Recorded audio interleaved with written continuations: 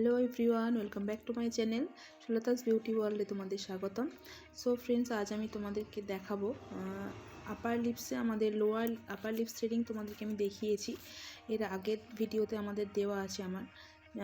আর আজকে আমি তোমাদেরকে লোয়ার লিপসের থ্রেডিং দেখাবো। তো লোয়ার লিপসের থ্রেডিং করার আগে তোমরা লোয়ার লিপসটা ভালোভাবে দেখতেই পাচ্ছ কতটা গ্রোথ রয়েছে এখানে। তো দেখো, লোয়ার লিপসটাতে আমি যে লোমগুলো রয়েছে সেই লোমগুলোকে থ্রেড করছি। আমি কিন্তু এখানে সুতোটাকে চেপে বসাচ্ছি না, একদম হালকা হাতে সুতোটাকে টানতে হবে। জাস্ট লোমটাকে ধরে কিন্তু আমরা টানবো। তোমরা কিন্তু এখানে সুতোটাকে প্রেস করবে না বেশি জোরে, তাহলে কিন্তু স্কিন কেটে যায়। এই জায়গাগুলো কিন্তু আমাদের খুব সেন্সিটিভ হয়।